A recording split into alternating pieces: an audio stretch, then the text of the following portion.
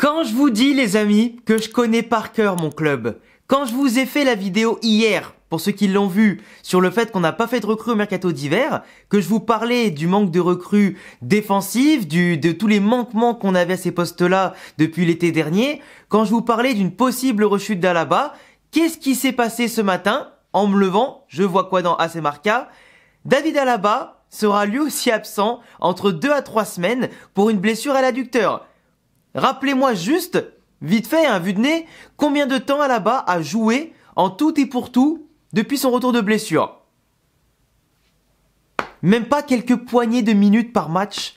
Et il s'est reblessé à l'adducteur. Même pas au croisé, à l'adducteur. Les gars, je connais mon club. Je connais ces joueurs.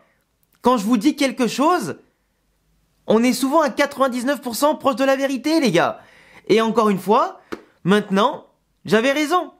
Donc on va se retrouver entre l'Atlético Madrid et doublement Manchester City avec seulement Aurélien Tchouaméni, Raúl Asensio, potentiellement Vallejo, mais bon lui on va pas le compter, et c'est tout en équipe première. C'est tout.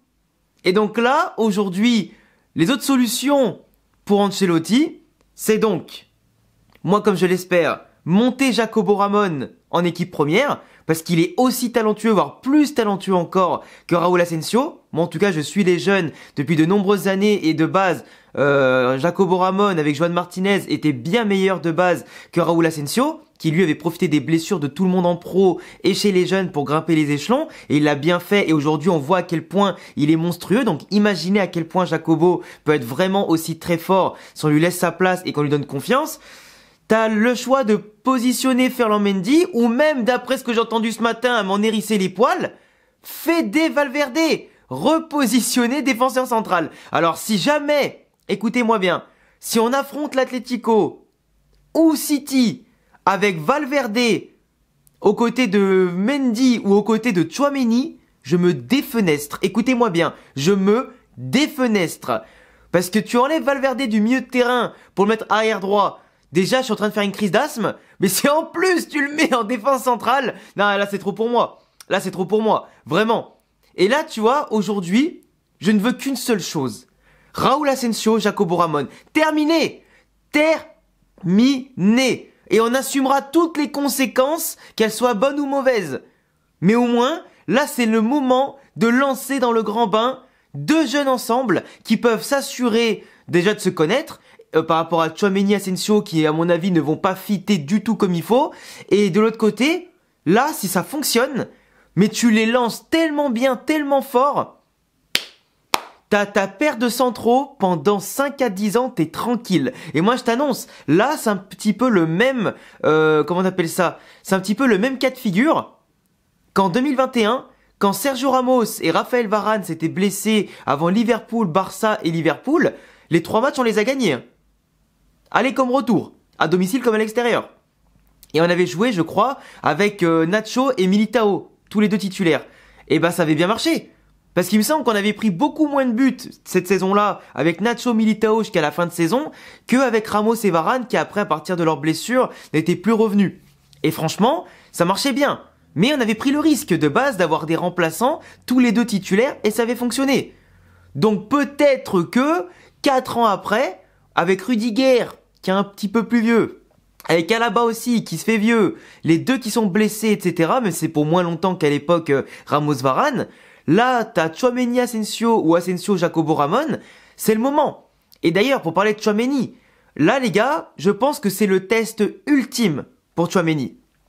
Là, même si, encore une fois, c'est pas son poste préférentiel, sachant qu'il va avoir à 99% de chance la confiance de Carlo, là pour Tchouaméni, c'est le test ultime.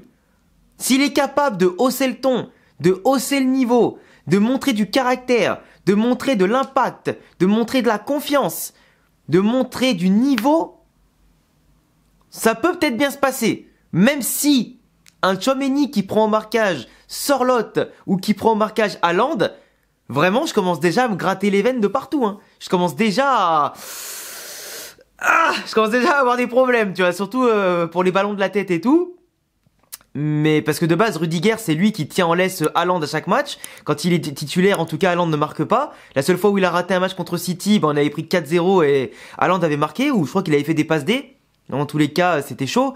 Mais ce que je veux dire, c'est que là, tu vois, c'est l'occasion pour Tchouaméni de se revendiquer, de montrer à quel point, peut-être, alors je vais pas dire qu'on s'est trompé parce que les faits parlent pour nous, hein, je veux dire, il est mauvais. Mais bon, là, c'est l'occasion pour lui de nous montrer qu'il peut avoir des cojones, tu vois, qu'il peut rentrer dans l'art, qu'il peut s'imposer et qu'il peut apporter de fiers et loyaux services, qu'il est pas là pour plomber l'effectif, qu'il est pas là pour être le maillon faible, qu'il est pas là pour nous couler.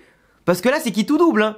Moi, je suis désolé, hein, mais moi, entre un pro qui depuis le début remis à son poste, enfin à ce poste-là n'est pas bon, je préfère miser sur un jeune qui a pas d'expérience que sur un mec qui a de l'expérience mais qui rate les ballons en les taclant, qui perd le ballon avec 10 mètres d'avance, qui intervient pas comme il faut et qui fait que des boulettes et qui sait pas prendre un marquage ni rien. Donc au bout d'un moment, il y a un choix à faire. Mais dans l'un ou dans l'autre, Carlo doit faire un choix. Et moi je sais très bien qu'il ira plus du côté expérience hiérarchique que du côté jeunesse et folie. Et malheureusement, moi je pense qu'il va aller du mauvais côté de la pièce. Et en tout cas, moi je prendrai le pari. Et je vais te dire un truc, dans tous les cas, comme je l'ai dit hier, hein, à la fin de la saison, peu importe ce qui se passe, Pérez et Ancelotti, ils vont devoir rendre des comptes. Ancelotti, dans tous les cas, je pense que lui prend la tangente cet été.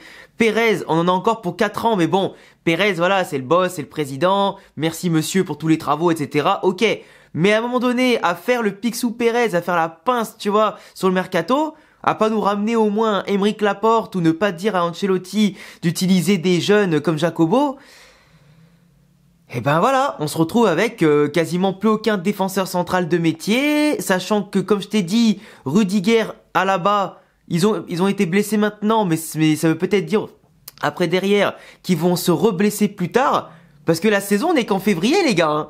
Eux ils reviennent mi-fin février, mais il reste encore mars, avril, mai, juin, 4 mois bordel.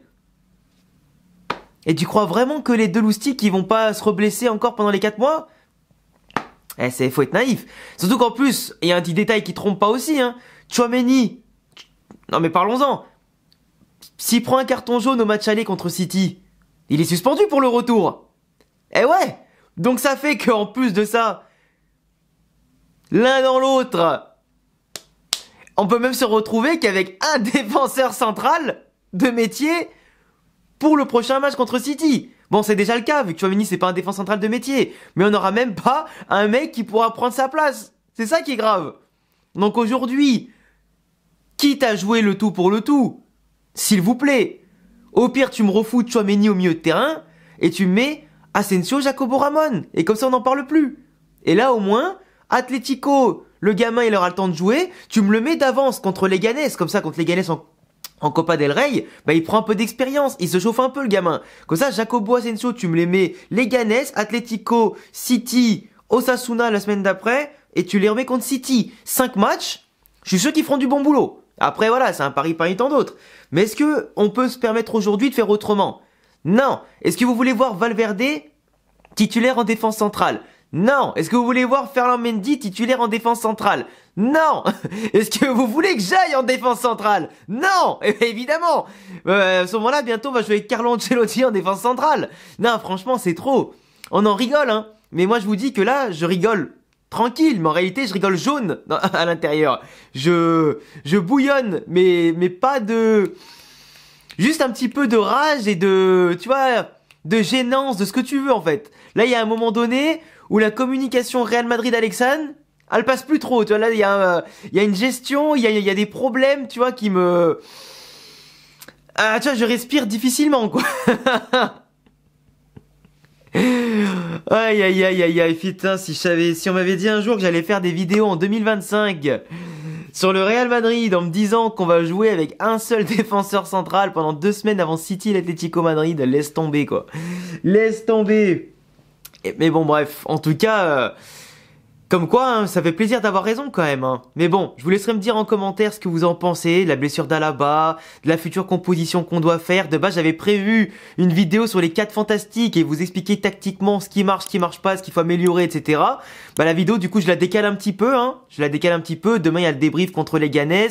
Il y aura bientôt l'avant-match en plus contre l'Atlético à faire et tout. Je la décale un petit peu, mais vous inquiétez pas, je vais vous la préparer pour bientôt. Et puis bref, j'attends tous vos avis. Abonnez-vous les frérots parce qu'on va vivre des heures bien sombres. Les 2 prochaines semaines vont être ultra décisives pour la suite de la saison. Est-ce qu'on va tout gagner? Est-ce qu'on va tout perdre? Est-ce qu'on sera encore en course? Est-ce qu'on va tout perdre? On verra bien. Abonnez-vous, cochez la cloche, le petit pouce bleu. Et on se retrouve très vite pour de prochaines vidéos. Ciao les gars.